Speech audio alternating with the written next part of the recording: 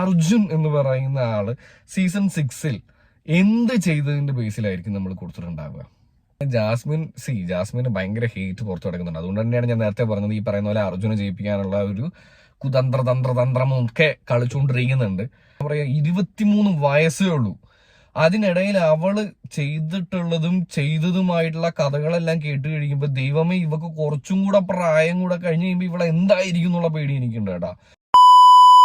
Hello guys, Andappan ടോക്കീസിലേക്ക് എല്ലാവർക്കും ഒരിക്കൽ കൂടെ സ്വാഗതം. This is RJ Andappan. അപ്പോൾ ഒരുപാട് സന്തോഷമുണ്ട്, വീഡിയോസും കാര്യങ്ങളും ആൾക്കാരൊക്കെ നല്ല റിവ്യൂസും കാര്യങ്ങളൊക്കെ പറയുന്നുണ്ട്, അതിൽ ഒരുപാട് സന്തോഷം. പക്ഷെ വീഡിയോയിലേക്ക് കിടക്കുന്നതിന് മുമ്പായിട്ട് ഒരു കാര്യം പറയാനുള്ളത് എന്താണെന്ന് വെച്ച് കഴിഞ്ഞാൽ, നമ്മുടെ ചാനൽ സബ്സ്ക്രൈബ് ചെയ്യാതെയാണ് നിങ്ങൾ കണ്ടുകൊണ്ടിരിക്കുന്നുണ്ടെങ്കിൽ guys please do subscribe my channel. കയറി വന്നുകൊണ്ടിരിക്കുകയാണ് മക്കളെ, ഒന്ന് അടിച്ച് കയറ്റിക്കൊണ്ട് വാ. ഓക്കെ, നമുക്കിപ്പോൾ എപ്പിസോഡിലേക്ക് പോവാം.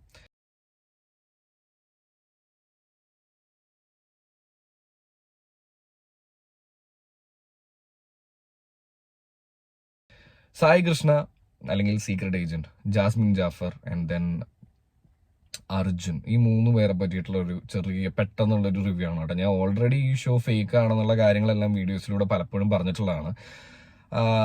അപ്പം എന്തുകൊണ്ടാണ് ഞാനിപ്പോൾ ആക്ച്വലി ഇങ്ങനെ ഒരു വീഡിയോ ചെയ്യണമെന്ന് വെച്ച് കഴിഞ്ഞാൽ, ഒന്ന്, അർജുനെ ജയിപ്പിക്കാനായിട്ടുള്ള കുറെ കാര്യങ്ങൾ ഇതിന്റെ ബാക്ക് ഗ്രൗണ്ടിൽ നടന്നു പോകുന്നുണ്ടെന്നുള്ള ഒരു കരക്കമ്പി ഞാനും കേട്ടു. ഇഫ് ഇറ്റ് ഈസ് ഹാപ്പനിങ്, എനിക്ക് ചോദിക്കാനുള്ള ഒരേ ഒരു ചോദ്യം, അർജുൻ എന്ന് പറയുന്ന ആള് സീസൺ 6-ൽ എന്ത് ചെയ്തതിന്റെ ബേസിലായിരിക്കും നമ്മൾ കൊടുത്തിട്ടുണ്ടാവുക?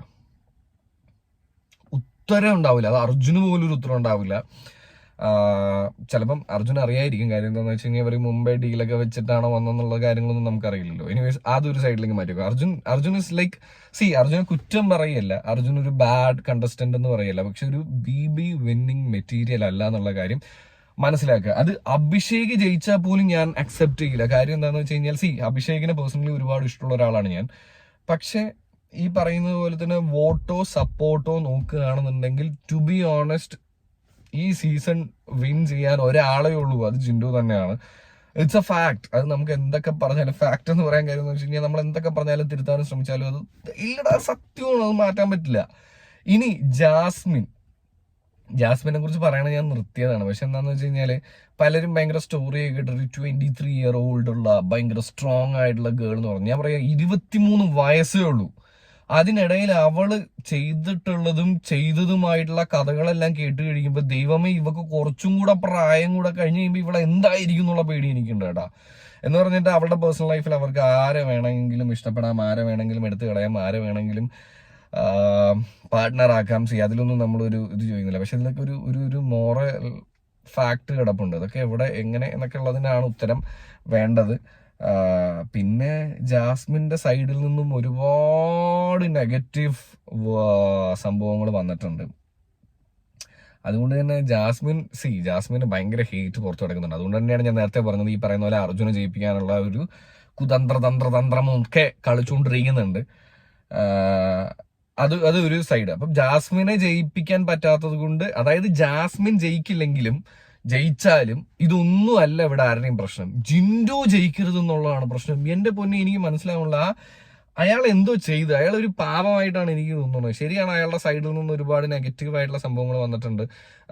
മനുഷ്യനാണെന്നുണ്ടെങ്കിൽ പോസിറ്റീവ് നെഗറ്റീവ്സിന്റെ ഒരു മിക്സ് ആണ്. അത് അക്സെപ്റ്റ് ചെയ്യാൻ പഠിക്കുന്നവനാണ് മനുഷ്യൻ എന്ന് ഞാൻ വിശ്വസിക്കുന്നുണ്ട്.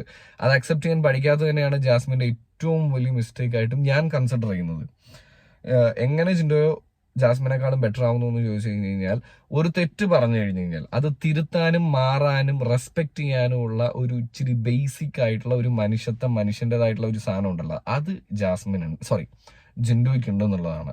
ജാസ്മിൻ അത് 1% പോലും ഇല്ല കേട്ടോ, 1% പോലും ഇല്ല. ജാസ്മിൻ ഫാൻസ് പിന്നെ ഒരുമാതിരി ചെറ്റകളാണെന്നുള്ളത് ഞാൻ നേരത്തെയും പറഞ്ഞിട്ടുണ്ട്. ചെറ്റ എന്നുള്ള വാക്ക് യൂസ് ചെയ്യാൻ പാടില്ല. It was A mistake from my side, I am very sorry. Okay, അപ്പൊ അത് ഇനി സായി കൃഷ്ണനെ കുറിച്ച് പലരും പലതരത്തിലുള്ള അഭ്യൂഹങ്ങളും സംഭവങ്ങളും എല്ലാം ഇങ്ങനെ എയറിൽ അടിപ്പിച്ചുകൊണ്ടിരിക്കുന്നുണ്ട്. പക്ഷെ നിങ്ങൾക്ക് ഒന്നും അറിയാത്തൊരു സായി കൃഷ്ണ ഉണ്ട്, നിങ്ങൾക്ക് അറിഞ്ഞൂടാ. ഹീ ഇസ് എ വെരി, എനിക്കതിന് പ്രോപ്പർ വാക്കുകൾ കിട്ടുന്നില്ല, ഒരു പക്ക ഫേക്ക് പേഴ്സൺ ആണ് ഈ സായി കൃഷ്ണ എന്ന് പറയുന്നത്. നിങ്ങൾ കണ്ടതോ കാണുന്നതോ ഒന്നുമല്ല. Sai is a very different person.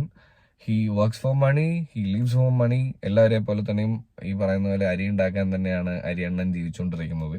അതിന്റെ ഭാഗമായിട്ടുള്ള സംഭവങ്ങളൊക്കെ തന്നെയാണ്. ബിഗ് ബോസ് ക്രൂവിന് നേരത്തെ അറിയാമായിരുന്നു, അല്ലെങ്കിൽ അവർ തമ്മിലുള്ള ഒരു ഡീല് തന്നെയായിരുന്നു സായിയെ എന്തായാലും ബിഗ് ബോസ് ഹൗസിൽ നിന്നും ഈ പറയുന്നത് പോലെ എന്ത് ചെയ്യില്ല എന്ന്, എവിക്ഷനിലൂടെ പുറത്താക്കില്ല എന്നുള്ളത്. അതിനുള്ള ഏക മാർഗം എന്ന് പറയുന്നത് മണി ബോക്സ് എടുത്ത് പുറത്തു പോകുക എന്നുള്ളതാണ്. കാരണം ടൈറ്റിൽ വിൻ ചെയ്യാനുള്ള മെറ്റീരിയൽ ഒന്നും ഇല്ല എന്നുള്ളത് ബിഗ് ബോസിന്റെ ക്രൂവിന് ഇയാളുമായിട്ട് സംസാരിച്ച് കഴിഞ്ഞപ്പോൾ തന്നെ ചിലപ്പോൾ മനസ്സിലായി കാണുമായിരിക്കാം. അല്ലെങ്കിൽ ഈ പറയുന്ന പോലെ സീസണിൽ ഭയങ്കരമായിട്ടുള്ള ട്വിസ്റ്റ് അവർ വിചാരിക്കുന്നതിനേക്കാൾ കൂടുതൽ ഉണ്ടായപ്പോൾ അതിനെ ഒന്ന് ബാലൻസ് ചെയ്യാൻ വേണ്ടി കൊണ്ടുവന്നതാണ് ഈ പറയുന്ന പോലെ സായി കൃഷ്ണയെ. ആൻഡ് സായിയോട് പറഞ്ഞിട്ടുണ്ടായിരുന്നതാണ് മണി ബോക്സ് വരുമ്പോൾ തന്നെ എടുത്തിട്ട് പോകാനുള്ളത്. അത് കൃത്യമായിട്ട് സായി ചെയ്തു. അല്ലാതെ നിങ്ങൾ വിചാരിക്കുന്ന പോലെ സായി നന്ദനയോ അല്ലെങ്കിൽ ഈ ബാക്കിയുള്ളവരെ അതൊക്കെ വെറുതെ നന്ദനയൊക്കെ സഹായിക്കുമായിരിക്കും, ഇല്ലെന്നൊന്നുമല്ല. പക്ഷെ ഇതെല്ലാം ഈ ഷോയുടെ ഭാഗമായിട്ട് ഇതിന്റെ ക്രിയേറ്റേഴ്സ് അറിഞ്ഞുകൊണ്ട് ചെയ്യുന്ന ഓരോ പരിപാടീസാണ്. ഇതിലൊക്കെ നമ്മൾ വെറുതെ പുള്ളിയും കുറ്റം പറയുന്നത്, പുള്ളിയുടെ താഴെ കമന്റ്സിലും പോയിരുന്നു വെറുതെ വിളിക്കുന്നത്. അവർക്ക് എന്താണോ വേണ്ടത് അതൊക്കെ നടക്കുന്നുണ്ട്. ഇപ്പൊ അവർക്ക് വേണ്ടത് എങ്ങനെയെങ്കിലും ജിൻഡോയെക്കാളും കൂടുതൽ അർജുന ഫാൻസ് ഉണ്ടാക്കി എടുക്കാനായിട്ട് മാക്സിമം ശ്രമിച്ചുകൊണ്ടിരിക്കുന്നുണ്ട്. പക്ഷെ I'll tell you something, if Arjun is going to win this title, അല്ലെങ്കിൽ ഈ ടൈറ്റിൽ അടിക്കാൻ പോകുന്ന അർജുൻ ആണെന്നുണ്ടെങ്കിൽ എന്തുവാടെ ഇത്? ചുമ്മാ ക്യൂട്ട്നെസ്സും വെറുതെ രാവിലെ ഈ പറയുന്ന പോലെ മുടി അങ്ങോട്ടും ഇങ്ങോട്ടും ചീവി ചുമ്മാ 10 നടന്ന് ആരെങ്കിലും ഒന്ന് മൊണാക്ട് ചെയ്യുന്നത് പോലെ അല്ലെ മിമിക്രി ചെയ്യുന്ന പോലെ കുറച്ച് ചെയ്ത് കഴിഞ്ഞാൽ ടൈറ്റിൽ അടിക്കാമോ? എന്റെ പൊന്നെ, അങ്ങനെ ആയിരുന്നെങ്കിൽ ഏറ്റവും കൂടുതൽ അടിക്കേണ്ട എത്രയോ പേര് കഴിഞ്ഞ സീസൺസിലൊക്കെ ഉണ്ടായിരുന്നു. എത്ര നന്നായി ആക്ട് ചെയ്യുന്നവർ എത്ര പേരുണ്ട്. ഇല്ലേ അപ്സരക്ക് കൊടുക്കായിരുന്നില്ലേ ആക്ടിങ്ങിന്റെ കേസിലൊക്കെ ഇറങ്ങി? അഹങ്കാരം പിടിച്ച് കൊച്ചു. എനിവേസ്, ഈ ഷോയിൽ നിങ്ങൾ വെറുതെ ഓവറായിട്ട് ഇൻവോൾവ് ആയിട്ട് ഇതുപോലുള്ള മണ്ടത്തരങ്ങളൊന്നും കാണിക്കാതെ, പക്ഷെ ഞാൻ നേരത്തെ പറഞ്ഞ പോലെ ജിൻഡോ എന്ന് പറയുന്ന ഒരു വ്യക്തി ജയിക്കുന്നത് കൊണ്ട് എന്താണ് പ്രശ്നം എന്ന് എനിക്കിപ്പോഴും മനസ്സിലായിട്ടില്ല ഗൈസ്. പിന്നെ ഇവർക്ക് ഒരുപാട് ക്രൗഡിന് അഗൻസ്റ്റ് ആയിട്ട് ചെയ്യാൻ പറ്റില്ല. അതാണ് ഇതിന്റെ ഏറ്റവും വലിയൊരു സംഭവം. സോ അപ്പോൾ at the end of the day crowd ജയിക്കും എന്നുള്ളതാണ്. അതായത് ഏറ്റവും കൂടുതൽ പുറത്ത് സംസാരിക്കപ്പെടുന്ന ഒരു വിഷയം ജയിക്കും എന്നുള്ളതാണ്. So please talk about Jinto in every platforms if you guys want to പുള്ളി ജയിക്കണം എന്ന് ആഗ്രഹം ഉണ്ടെന്നുണ്ടെങ്കിൽ അതെനിക്കിതിൽ പറയാനായിട്ടുള്ളൂ. അർജുന് ആവശ്യത്തിൽ കൂടുതൽ PR ടീംസും PR സപ്പോർട്ട്സും കിട്ടുന്നുണ്ട്. അത് അർജുൻ അറിഞ്ഞിട്ടാണോ എന്ന് ചോദിച്ചു കഴിഞ്ഞാൽ പലരും പറയുന്നുണ്ട് അർജുൻ അറിഞ്ഞിട്ടൊന്നും അല്ലെന്ന്. നിങ്ങൾക്ക് അർജുന്റെ ഹിസ്റ്ററി അറിയാൻ പാടില്ല. മോഡലിംഗ് കമ്പനിയിൽ ഒരു വർക്ക് ചെയ്തിട്ട് ഇത്രയും കാലത്തെ എക്സ്പീരിയൻസ് ഉള്ള ഒരാള്, വലിയ എക്സ്പീരിയൻസ് ഉണ്ടെന്നൊന്നല്ല ഞാൻ പറയുന്നത്, അവർക്ക് PR ടീംസുമായിട്ട് ടൈപ്പ് ഇല്ലെന്നാ. നിങ്ങൾ അർജുന്റെ ബാക്കി ഇതൊക്കെ എടുത്തു നോക്കും. ജാൻമണിയായിട്ട് മുമ്പ് എന്തായിരുന്നു, ജാൻമണിയെ എങ്ങനെയാണ് ഈ പറയുന്ന അർജുൻ അറിയാവുന്നത്, എന്തായിരുന്നു അവർ തമ്മിലുള്ള ബന്ധം, സംഭവങ്ങൾ ഇതെല്ലാം പൊക്കി എടുത്തു നോക്കൂ. ചുമ്മാ നമുക്ക് ചരിത്രം എല്ലാവരെ പറ്റിയുള്ള മുമ്പ് ധാരണകളെ കുറിച്ച് വേണമല്ലോ. ഈ ജിൻഡോ എന്നൊക്കെ പറയണത് കഷ്ടപ്പെട്ട് ഒന്നുമില്ലായ്മയിൽ നിന്നും കയറി വന്നിട്ടുള്ള ഒരു മനുഷ്യനാണ്. അയാളുടെ ഭാഗത്ത് ഞാൻ പറയുമല്ലോ, ഈ ടൈറ്റിൽ വിൻ ചെയ്ത് സമൂഹത്തിന് എന്തോ വലിയ മെസ്സേജ് കൊടുക്കാനുള്ള ഒരു തേങ്ങയും ഇല്ലെന്നൊക്കെ എനിക്കറിയാം, അതൊക്കെ എനിക്കും അറിയാം. പക്ഷേ അതിൽ വേറെ ആരും ഇല്ലെന്നുള്ളതാണ് അതിൽ വലിയ സത്യം. അഭിഷേക് പാവം വിൻ ചെയ്യാനോ അല്ലെങ്കിൽ അവനെ സപ്പോർട്ട് ചെയ്യാനോ ഉള്ള ഒരു ക്രൂ ഒന്നും ആക്ച്വലി ഒരു സപ്പോർട്ടൊന്നും ആക്ച്വലി ഈ 2 ജെൻഡർ സ്ക്വാഡിന് ഇല്ലെന്നാണ് എനിക്ക് പേഴ്സണലി ഫീൽ ചെയ്യുന്നത്. I support him. പക്ഷെ എന്ത് ചെയ്യാനാ, വിൽ സി എന്താണ് ഇനി ബിഗ് ബോസ് ക്രൂ ഒളിപ്പിച്ചു വെച്ചിരിക്കുന്ന കുറെ സംഭവങ്ങൾ എന്നുള്ളത് നമുക്ക് എന്തായാലും ഫിനാലെ വരെ നോക്കാം. നിങ്ങളുടെ അഭിപ്രായങ്ങളും താഴെ കമന്റ് ചെയ്യാട്ടോ. ചാനൽ സബ്സ്ക്രൈബ് ചെയ്യാത്തവരാണെന്നുണ്ടെങ്കിൽ ഒന്ന് സബ്സ്ക്രൈബ് ചെയ്ത് സഹായിക്കുക എന്നും കൂടെ ഓർമ്മിപ്പിച്ചുകൊണ്ട് ആൻഡ് അപ്പൻ ഈസ് സൈനിങ് ഓഫ് ഗൈസ്.